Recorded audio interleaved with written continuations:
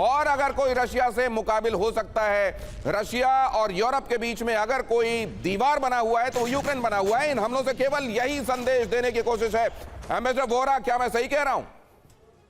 बहुत बहुत धन्यवाद सर। जब आपके साथ होता हूं आपसे बहुत कुछ सीखने को मिलता है। आप गलत कभी नहीं कहते। और मेरे साथ जनरल कुलकर्णी बैठे हैं, बाकी सब विशेषज्ञ बैठे हैं। एक चीज़ बता देता हूं sir, give me a minute.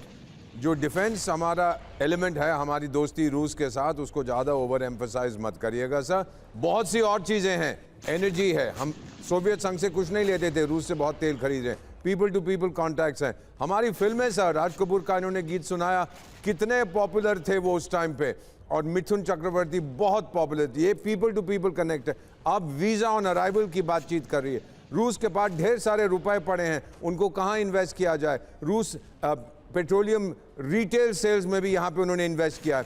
तो मेरा मानना है कि मिलिट्री कोऑपरेशन के बाद भी बहुत से सेक्टर्स हैं जिसमें भारत और रूस नेचुरल पार्टनर्स हैं। हमने कभी कुछ नहीं किया जिससे रूस को नुकसान हो, रूस ने कभी कुछ नहीं किया जिससे भारत को नुकसान हो। और फाइनली ये जो वॉशिंगटन में मैकडोनल्ड्स, जो भी इनका नाम है, प्रेसिडेंट साहब बैठे हैं, मुझे अमेरिका के एक बहुत हास्य कवि थे पिछली शताब्दी के, ग्राउचो मार्क्स। तो वो हमेशा कहते थे, देखिए ये मेरे अटल सिद्धांत हैं और अगर आप सहमत नहीं हैं तो मेरे पास दूसरे सिद्धांत भी हैं। तो ये है हमारी कहानी आज की। रूस पे हमले हो रहे हैं, यूक्रेन कर रहा है एट्सेट्रा। पुतिन साहब यहाँ आ रहे हैं, मतलब कहने का है कि वो लोग संभाल लेंगे पीछे। ये फ्रेंडशिप, इन दोनों की बॉडी लैंग्वेज मैंने देखी है। इनसे मिला हुआ हूँ पुतिन साहब से सर। 4 पोस्ट सोवियत देशों में आपका राजदूत रहा हूँ। Russia loves India, India loves Russia. और अगर ये प्यार है और ये नैसर्गिक प्यार है तो फिर इससे जाहिर है पूरी दुनिया के लिए मायने निकलते हैं। वहां जब पीस प्लान की सिर्फ चर्चा हो रही है, ऐसा लग रहा है कि सामने तो रख दिया गया है लेकिन ये सिर्फ मसौदा रह जाएगा टेबल पर पड़ा हुआ, या हो सकता है डस्टबिन में, या हो सकता है कहीं मूंगफलियां इसमें बेची जा रही हों। तब ऐसे में यह भी मुमकिन है कि जब यहां प्रेसिडेंट पुतिन पहुंचेंगे और भारत अगर कुछ कहता है तो मालूम है नीयत साफ है, इसीलिए प्रेसिडेंट पुतिन उसको उसी भाव से लेते हैं। तो क्या ऐसा कुछ भी होगा कि ये युद्ध भी अब अपने अंजाम तक और सकारात्मक, अब ये सब शांत हो, क्या ऐसा कुछ हो सकता है? ये पहलकदमी क्या भारत से होगी और क्या ये सक्सेसफुल होगा? इस पर भी चर्चा करेंगे। लेकिन जरा आपको लिए चलता हूं अपने उन मेहमानों के पास जो यहां इस वर्ल्ड मैप के साथ इंतजार कर रहे हैं, आपको ये बताने के लिए कि ये असल में किस लिए खास है। देखिए, यहां पर प्रोफेसर अमिताभ भी हैं और डीके पांडे सर भी हैं। यहां से प्रेसिडेंट पुतिन पहुंचने वाले हैं यहां। अब जरा इस हिस्से पर क्लोज इन कीजिए। यह है रशिया, यहां पर आपको दिखाई दे रहा है यूरोप, यह है यूक्रेन जो लगातार लड़ाई लड़ रहा है और यूरोप को यह समझाने में लगा हुआ है कि देखो तुम्हारी सुरक्षा सिर्फ मैं कर रहा हूं, अगर ये बीच में दीवार ना होती तो रशिया तो तुम सबको रौंद देता। ये वाली भावना कहीं ना कहीं कम ज्यादा पूरे यूरोप में प्रेवलेंट है। और इधर आ जाइए जरा, यह है अमेरिका। अमेरिका यह समझाने में लगा हुआ है कि अब यूक्रेन को मैंने बहुत सपोर्ट कर दिया, इसके आगे नहीं कर सकता, अब या तो पीस प्लान मंजूर करे, उन शर्तों में मंजूर करे जो हमने सामने रखी हैं, वरना फिर वो जाने उसका काम जाने। ये जो बैकग्राउंड है, वैसे में दो ऐसे देश जो एक दूसरे पर आंख मूंद कर भरोसा करते हैं, वहां पर प्रेसिडेंट पुतिन की विजिट और इन तमाम देशों में इसको लेकर होने वाली भावनाएं, जर्मनी और फ्रांस भी चलूंगा, लेकिन पहले जरा समझ लेता हूं। यहां प्रोफेसर अमिताभ आपसे शुरू करना चाहता हूं, ये किन किन देशों के लिए अहमियत भरी है ये यात्रा?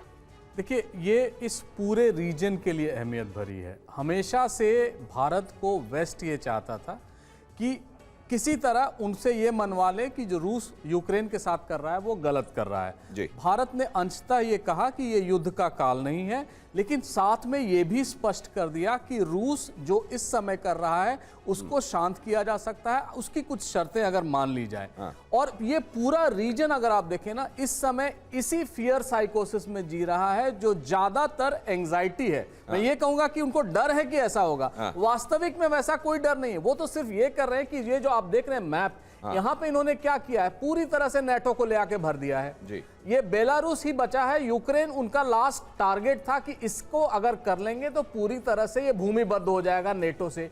और पहले भी रूस ने, जब ये बन रहे थे बाल्टिक स्टेट्स नेटो के मेंबर, उस समय विरोध इसलिए नहीं किया क्योंकि उनको लगा कि शायद ये उनके ऊपर थ्रेट नहीं। ये वाला तो बड़ा एविडेंट है सर, सामने समझ में आता है, बहुत सारे फैक्टर्स है। लेकिन मैं जरा एक चीज और समझना चाहता हूं, ये जो मुल्क है, ये जिसको लेकर कभी चीजें क्लियर होती हैं, कभी लगता है कि सदाशयता जो है वो good sense is now prevalent, कभी ऐसा लगता है कि नहीं हमने तो गलत सोचा था, इसमें तो असल में मामला कुछ और है। यह भी कहा जा रहा है कि अमेरिका इसलिए इन अ वे रशिया को इस समय फेवर कर रहा है क्योंकि वह नहीं चाहता कि चाइना और रशिया गठजोड़ ज्यादा मजबूत हो, इसलिए भी शायद वो जो पीस प्लान है उसमें रशिया की तरफ टिल्ट ज्यादा दिखाई देता है। ऐसे में जब ये विजिट हो रही है, मैं जरा चीन का भी नजरिया आपसे समझना चाहता हूं। डीके पांडे साहब, चाइना कैसे देख रहा है इसको? देखिए, बहुत ही महत्वपूर्ण है कि ये जो 3 कलर देख रहे हैं आप, इनका महत्वपूर्ण तो मुझे यह भी लगता है क्योंकि न्यूसेंस वैल्यू को इग्नोर नहीं कर सकते, पाकिस्तान है ये। देखिए, बिल्कुल जब ये तीनों के बीच में दूरी जो है वो समाप्त होने लगी, नजदीकियां बढ़ी, तो इनको जो है वो तकलीफ होना शुरू हुई और उन्होंने सोचा कि इसके लिए क्या किया जाए, तो उन्होंने इस क्षेत्र में ध्यान देना शुरू किया। उनके आर्थिक उद्देश्य अलग हैं, उससे मैं इनकार नहीं करता हूं, लेकिन जो सामरिक उद्देश्य हैं वो ये है कि अगर रूस, भारत और चीन के बीच में एक गठजोड़ बन जाता है तो अमेरिकी जो उनके एजेंडा है उस पर क्या कुठाराघात होगा, इसके मद्देनजर, क्योंकि अब धीरे धीरे ध्रुवीकरण जो हो रहा है वो अमेरिका और चाइना के बीच में हो रहा है, जो कि पहले रशिया और अमेरिका के बीच में था। साथ में भारत की भूमिका जिस प्रकार से बड़ी है, क्योंकि भारत की केमिस्ट्री हर देश के साथ है और हमने वसुधैव कुटुंबकम की नीतियों पर हमेशा भरोसा रखा है, तो जानता है कि भारत जो कहता है वही करता है, उसकी कथनी करनी में अंतर नहीं, जबकि अमेरिका का बिल्कुल उसकी पिक्चर उल्टी है। अमेरिका पर कोई भी देश भरोसा नहीं कर सकता। और रशिया के साथ ये है कि ये आपने महत्वपूर्ण बात कही कि आज के दौर में, पहले जो एक वक्त था जिसमें यह लगता था कि अगर देश 2 खेमों की तरफ जा रहे हैं, 2 महत्वपूर्ण खेमे हैं, तो एक अमेरिका का खेमा है, दूसरा खेमा है रशिया का। लेकिन अब ये खेमे जो है मोटे तौर पर देखे जाते हैं कि एक अमेरिका का पाला है और दूसरा पाला है चाइना का।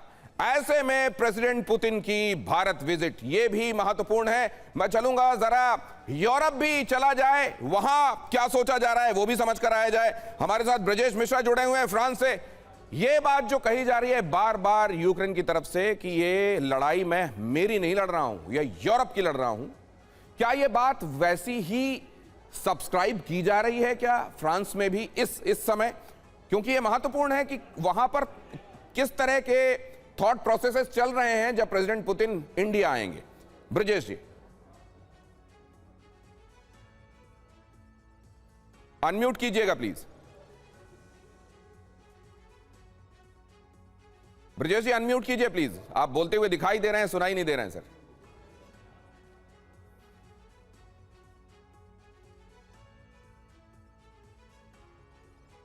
नहीं सर, आपकी आवाज नहीं आ रही है। एक बार आप चेक कीजिए आपके डिवाइस में प्रॉब्लम कहां पर है। मैं आपके पास वापस लौटता हूं, लेकिन यही सवाल लेकर जाया जा सकता है प्रसून शर्मा साहब के पास जर्मनी से।